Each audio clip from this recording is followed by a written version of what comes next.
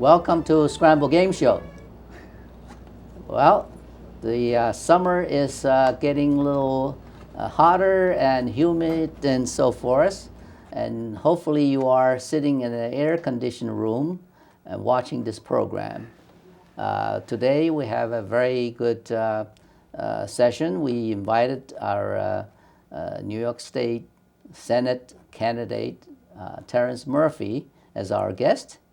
Some of you may have known him, some may not, but today we are interviewing him because he's running for the Senate position, and we want to hear about why he wants to do it and what he's going to do for us. So let's welcome Dr. Terrance Murphy. Dr. Chang, thank you very much for having me. Thank you for coming. Appreciate it. Yeah, I know the summertime for running office, it's pretty trying, right? Oh, well, it's been hot at some times, and like you said, if you're in the air condition, which I'm very rarely there, it gets a little cool. But yeah, it's been beautiful. The summer's been beautiful. So very busy though. Yeah, you already really started the campaign recently, right? Yes, we've started a few months ago. We're in the middle of a real rollout as far as hammering some doors and going door to door, knocking on, explaining to the people why I'm running, and we're in Mount Pleasant, we're up in Patterson, we're in Brewster, we're in Somers, we're in Yorktown, we're in Cortland. It's a very large district. It's roughly around 300,000 people. Right. Okay, before we get into your really nitty-gritty things, but let's talk about you as a person generally, and so I'm sure some audience may not have heard or learned all about you, right? So give us a little background. Well, I am born and raised in Yorktown. My family's lived there for over 50 years. I'm the youngest of 6 kids in my family, and I'm married to my lovely wife, Caroline. Yes. She is a nurse at Northern Westchester Hospital. She's been a nurse for over 20 years. I got 3 great kids. I got a daughter, Michaela, who's 11. My son Jack is 10, and then my little guy Kian will be 4 this September. Right. So we're very busy on the home front, nonetheless outside of that. But the good Lord's blessed us with regards to having healthy kids and a lovely wife. And I'm actually a chiropractor nutritionist. I've been in practice for roughly 22 years. My practice is right in Yorktown. We also have a family-run restaurant in Yorktown. That was in honor of my father after he died approximately 10 years ago. And like I said, the 6 of us kind of just pooled our resources together. So the restaurant name is Murphy's. Yes. Makes sense. How original, huh? Original. But so Yorktown's been a cornerstone, obviously, for my life, and it's been very kind and a great opportunity to obviously stay here and have my kids grow up in the Hudson Valley region. Right. You sort of have always been interested in politics, right? And starting in Yorktown, you served in the council. I do. I still do. I've been on the council for approximately 5 years. As I just was up for re-election this past November, and did very well. We won, and I'm going into my 5th year as a town councilman in the town of Yorktown. Right. So, tell us a little bit about why you wanted to run for the Senate position.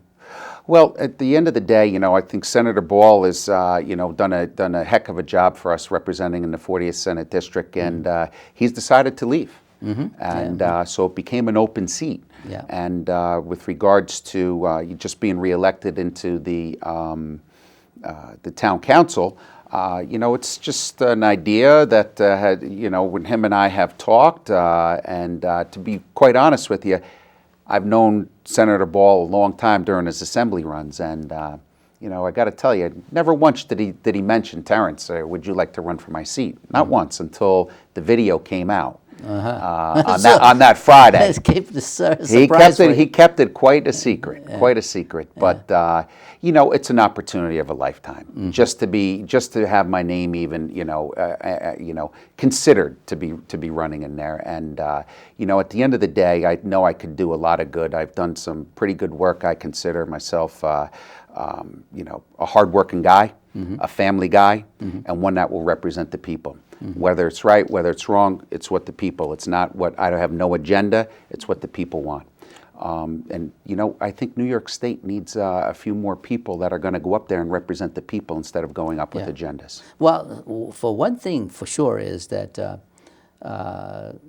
Senator Ball's seat is very critical for the Republican Party. As we all know, Albany is sort of almost became a dynasty of Democrats.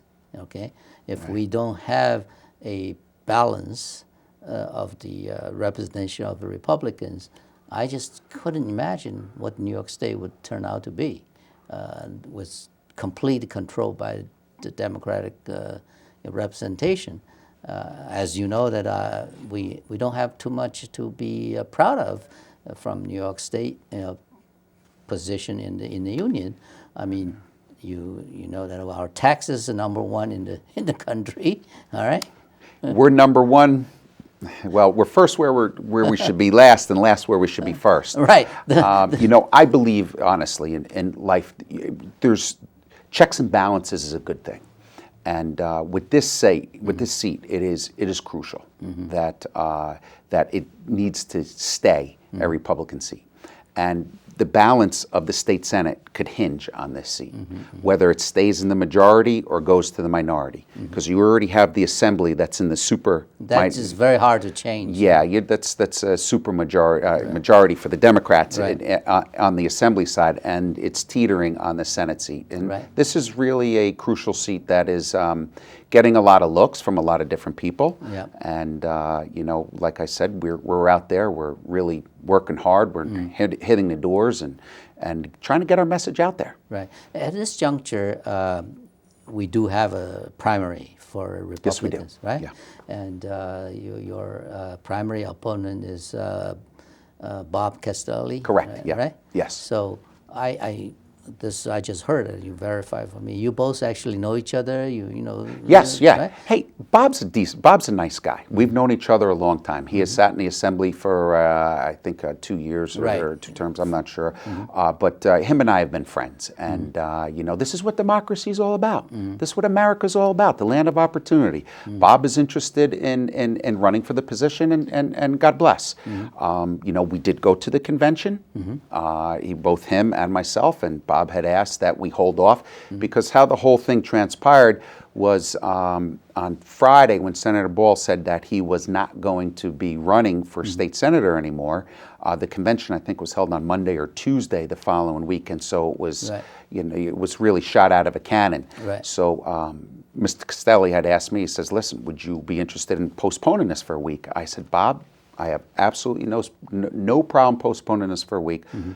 But it's not going to be Terrance's decision, and it's not going to be Bob's decision. It is the decision of the chairman and the chairwoman of the different towns and of the convention. So we went through the process. And then the leaders elected to move forward of having the election that night. Yeah. And then we did very well. This is very interesting. As sort of before you coming in, we were chatting a bit about the whole democratic process, and we sort of reflected the old days when people are drafted into the political position rather than running against each other, and sometimes too many candidates for one single position. Nowadays, look at our past presidential election; we have 7 candidates. Right? It's very different if you look back when you have a genuine drafting process that from the people. Sort of begging a candidate to become a candidate. Today, we do have people that with ambition, with money, and they just want to sort of put their hat in the ring and to run for a position, and the voters actually become, in my sort of thinking, a little bewildered, what do we do? I mean, Well, this is the reason why you have the conventions, to go and let you have chairman or a chairwoman of each town. Yeah. And then the chairwoman or chairman goes to the convention to represent what the people of that town particularly want. Right. And so we followed the process of Right. doing that. And this is the reason why you have these processes, is to vet out some of the people that do want to run, and then some people that just say, hey, listen, I don't care how it lands, Yeah. we're going to have it. I'm going to run. Right. And, we did follow the process, and, I became the nominee for the Republican Party. I also have the conservative line and the independent line. So, going into, the primary, which is September 9th, please, people, come out and vote September 9th. Right. It is the primary. I wish you, Bob, like I said, Bob's a stand-up guy. He's done a lot of good stuff. At the end of the day, the people will vote and come out with their... Yeah, I'm glad to see, actually, when you have two good candidates, and after primary, it doesn't matter who wins, become representative for the... United, absolutely. For the party. Yeah, sure. I think the ultimate objective for Republicans certainly is to keep the seat. There's no Right. question about it. If we lose that seat, I think there will be really significant, changes that... It is crucial. Yeah, crucial, right. It is crucial. I was just up in Albany on this past Wednesday, and again, had to meet a senator up there, and he says, Terrance, he goes, this is your seat is really crucial to us keeping the majority up here, and we like what you're doing, and keep working hard out there, because we're following you on Facebook, and if anybody has followed us on Facebook, we're like, where's Waldo? We're trying to be all over the place, and Right. we hit a few different places a day. So Yeah, it's, certainly. This is one of your flyer, and I have received so many, and I think you really have been reaching out for to people. Thank you. Yeah, this is very well done as a campaign process. Yeah, well, you know what? It's a matter of sending the message out. It's a very big district. I'm used to the town of 15 Yorktown. towns, right? Yes, you go from Paulding to Beekman to Patterson to Southeast to Carmel. Then you have Peekskill, Cortland, Yorktown, Somers, North Salem, Lewisboro, Pound Ridge, Newcastle, Mount Kisco, and it goes far down to Mount Pleasant into Valhalla. Right, I think it's roughly around 300,000 people. Yeah, that's So we're big, we're big trying to district. hit each town and get our message out and take questions So from the people. you begin the sort of door-to-door process already? We have quite a few weeks ago. As far as I go door to door every night, and if I can't get to the door to doors, I go to an A&P, whether it's in Thornwood, whether it's in Mount Pleasant, whether it's in Yorktown. We're trying to. I was up in Brewster at the. There was a Stop and Shop up there. I think it was. Right. It's interesting. The people are engaged because on a national level, they've seen it on TV every night of what's going on, and I think America's about the land of opportunity. It's the American dream. Come here and possibly open up your own business, and I think a lot of people are really. Wondering about that nowadays. They're not so sure that it is the land of opportunity anymore, and we need to keep that. Well, that's true. So when you go talk to people, either in the public or door to door, besides this land opportunity issue or job sort of related issue, any other issue that comes sort of forward as a major? Yeah, well, absolutely. I think it sounds like a cliche, but taxes have been it's a chokehold on the people of the state of New York. Yeah. I mean, we are ranked number one. We are the highest tax state in the United States of America. We are the least business-friendly state in the United number States 50. of America. We're number 50. I believe that it's Buffalo and I think it is Rochester had just gotten ranked third and fourth on the poverty list in the United States of America. We have some of the highest energy taxes in the United States of America. It's a recipe for disaster, Dr. Chang. And at the end of the day, within the past 3.5 years, we have lost close to 400,000 people in the state of New York. And it's unacceptable. Yeah. I want to stay here. I'm born and raised here. I want to raise my kids in the Hudson Valley area. It is absolutely beautiful. And if something doesn't happen, you're going to see the mass exodus that's already begun to continue. Yeah. So, well, that certainly speaks well about why this seat is very critical. But often people would ask then is, okay, if you are elected and get into Albany, certainly in Albany, what you do is you do legislation. So how you are, going to be able to sort of help changing this course the state is running? Well, on the local level here, and all politics begin at the local level. That's where you can really get the stuff done. And as a town councilman in the town of Yorktown, along with my colleagues, we've given the constituents of the town of Yorktown 2 consecutive tax decreases in the town of Yorktown. How you do that is you think outside the box. You create business.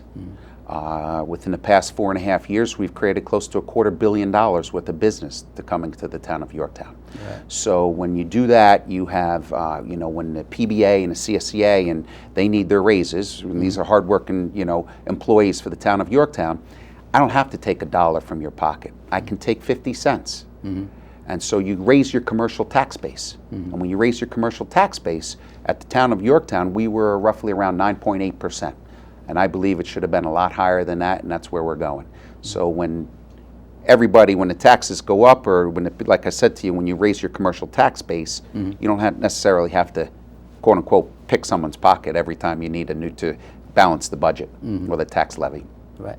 Well, that's certainly, is sort of on the principal level, how do you help the tax situation.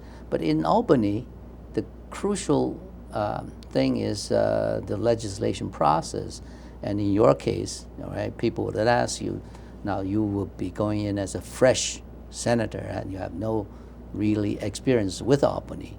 So are you confident that you will be able to work in Albany with the environment you're in? Oh, absolutely. That's hands down. Listen, I'm not here to reinvent the wheel. You got to go up there and understand what's going to be a strength and what's going to be a weakness, and find out what you want to try and do, and then go to that person. Any psychology book would tell you that, is that when you emulate, you follow someone who's already gotten the job done. At the end of the day, not too many of them gotten it done, so you have to kind of step outside the box. I have a few really creative ideas of what to do when I get up there, and I'm just looking forward to doing them. It's the process. We got to start with September 9th and move on to November 4th, and God willing, the cards will fall in my favor. Right. And once you are in there, there's this so-called bipartisan process, and you have been able to work with both sides of the aisle and making compromise as sometimes necessary. It's imperative. Yeah. It's imperative. That's and I know in Yorktown, is Yorktown sort of on a bipartisan council? Right now we have four people on our council right now, because our councilman had run for town supervisor, and he had won, highway supervisor, and had won, Dave Pagnelli, and so we're sitting with 4 right now. And how many Democrat? There's 1 Democrat, 1 conservative, and 2 Republicans. Oh, really? Yeah. That's so we're still getting stuff done. We're still getting stuff done. We'd like to move forward with a few more initiatives that we have, and we've gotten shortstop where it was 2-2 tie on certain things with regard to having that 5th person's crucial. Yeah. But at the end of the day, once you respect one another, you can walk out and say, hey, listen, it didn't go your way, or listen, let's work this over and look at it a different way, or let's look at it this way, and figure out what's the right thing for the people, for the town of Yorktown, for the people of the 40th Senate District. Yeah. Got to remember, I'm only here to represent you. I'm not here on an agenda. Right. So for the 40th Senate District, which is now being redrawn, as you just told us, 15 towns from North Patterson, Dutchess, all the way down to Mount Kisco. Do you find any difference when you talk to people that their views of the problems from the north to south? That's an interesting question, because the majority of it's survival of the fittest right now. With this economic, we thought we'd come out of this recession here that we've been in for quite a few years, and at the end of the day, it's survival of the fittest. It's a matter of keeping a roof over people's head and food on their table. So this is all and I'm across, seeing that from Dutchess County to Putnam County, even Westchester County, which is a pretty affluent place. You know what I mean? There's some pretty wealthy people in the So town. that is number one, the common core problem. Common core problem. Common core problem. And that's, the people are stressed out. I see it in my practice.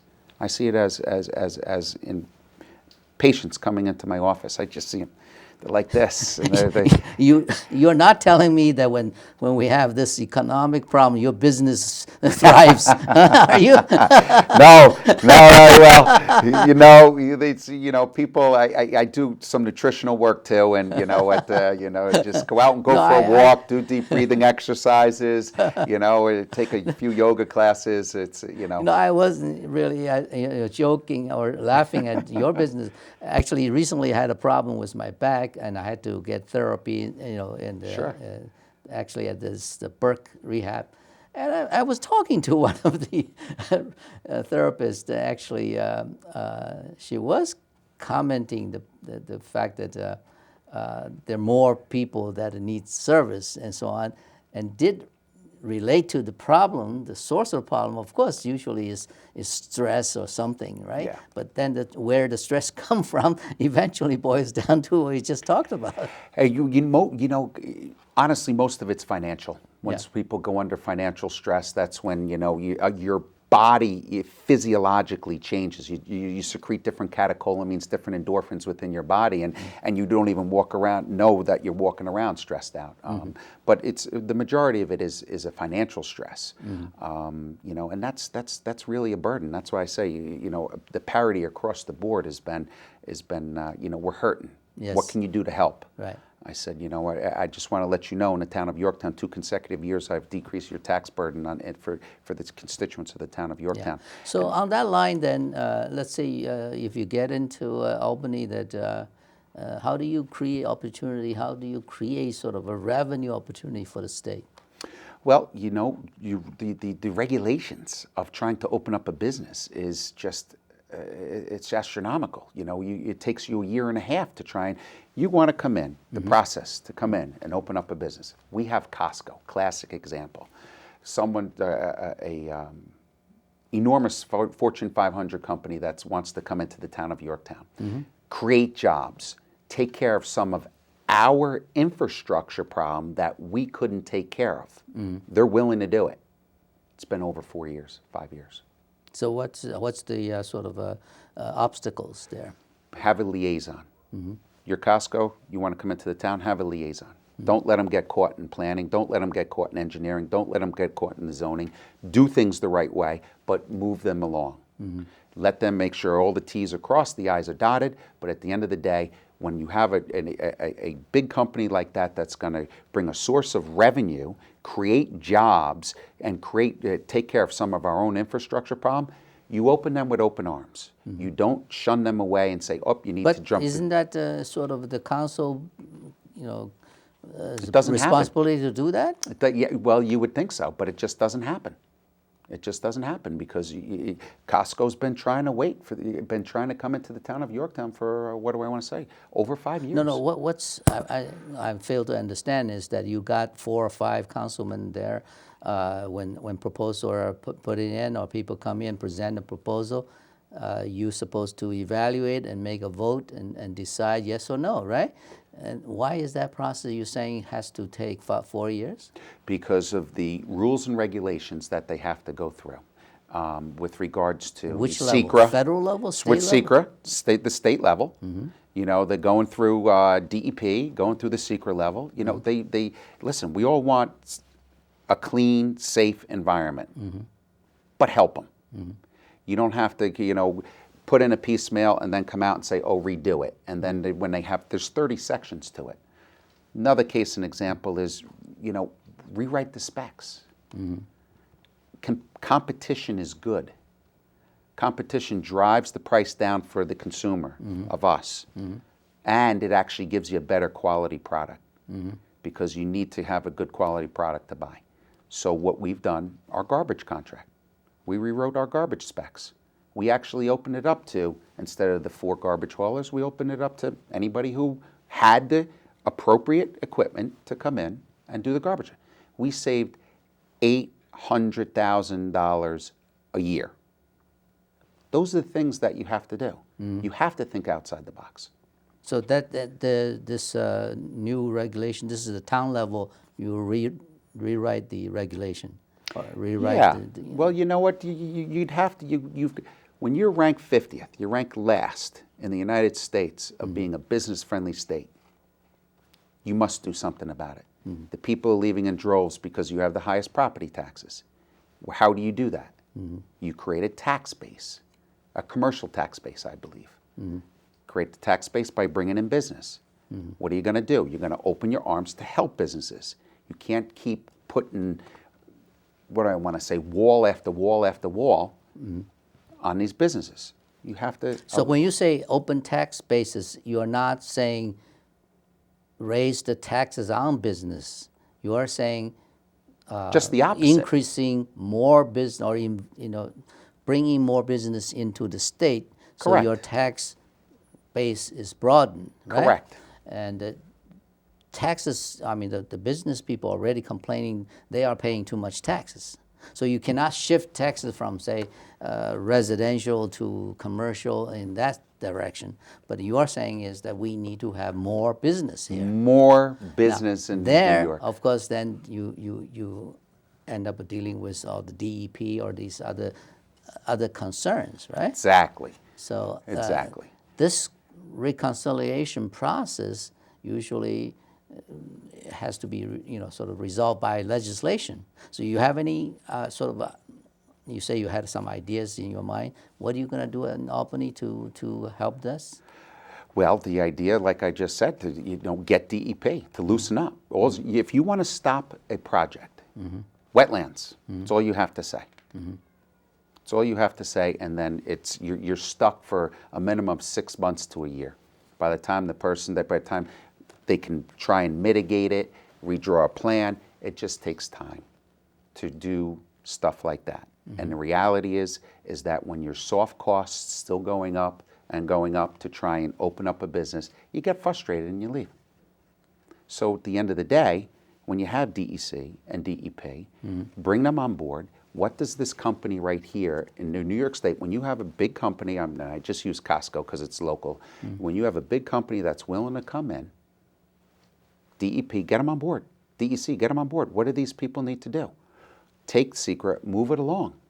Now, like I said to you, I don't want to do anything that's not legal, but what we should be doing. No, you're saying take them on board, sort of move along. You're implying now these regulations are only doing negative things. Stopping. No. When you send your letter into DEP or DEC, right, they sit for 3 months. Thank you. That's my point. No, that's what I was referring to. Yeah. So it sits on the right side. So when you're trying to create a business, you make sure that gets pushed right there. Let it take a look at it, look it over, make your comments, send it back. Right. Then it comes back into you. It shouldn't take 6 months to a year for it to go through that process. My point is You that think that there's no regulation on the DEP themselves? Well, you know what? Of course there is. I mean, it's a state-run agency, and you would hope that there is. But at the end of the day, it could be. I believe it could be run a little bit better or more affable towards business coming in. So you're saying maybe we should have some kind of a government efficiency act, legislated into the that would be state. Great. That would be great. That would be wonderful. I would imagine this should have been done a long time ago. I mean, government is in existence for a long time. Don't we want an efficient government? So there should be some legislation that dictates certain efficiency. The bureaucracy that you need to go through, push it along. That's all I'm trying to say. And so if you need to, open up the rules, I think it's about time we open up the rules because it's. We're last where we should be first and first where we should be last. Right. And I agree with you. I mean, some states that we certainly can borrow from their books, the state of Texas or some other state, apparently are able to do things that, we just... 6 months, they're done. Down in Texas, you open up something, 6 months, you want You to get think it. that's the reason Senator Ball is going? Maybe to open up a business. If he's smart, he'd be going down there. I mean, he has been here helping fighting this process, and Yeah. now he's gone to He Texas. said, "See you later." He knew it was a losing cause, huh? I hope not. I hope not. And God willing, I get in November, and Yeah. I'd like to be a little creative up there, and like I said to you, just going and knocking on people's doors, they're really hurting. And the statistics have said it all with regards to the amount of people that have left New York State. It's unacceptable. Yet close to over 400,000 people in the last 3.5 years. I mean, we have a wonderful education system here, but if anybody you talk to, it's as soon as my kids are done at school, I'm out of here. As soon as my kids are done at school, I'm out of here. And I've heard that not once, thousands of times. Really? Yeah, sure. Yeah, this you're referring to the K-12 education? Yes. Even our higher education also, I think it's not doing well competitively. The SUNY system? I mean, used to be, we have, reputation-wise, a lot of out-of-state people may want to be here. But today, I think it's probably because in-state people paying less tuition, they apply these schools out-of-state. I don't know whether we still have that many, applicants. Well, just talking to some families and friends and personal friends that their kids are going into college right now, and they're absolutely not. My kid needs to. We can't afford to send him to private school, or whether it's to Syracuse for $50,000, a Villanova for $60,000, whatever it happens to be. When the SUNY system is close to 20, 25,000, that's a bargain. You can't get into the SUNY system right now, because the kids that were going to these other schools, the parents can't afford them anymore, and they want to go to they want their kids educated. We all should have the land.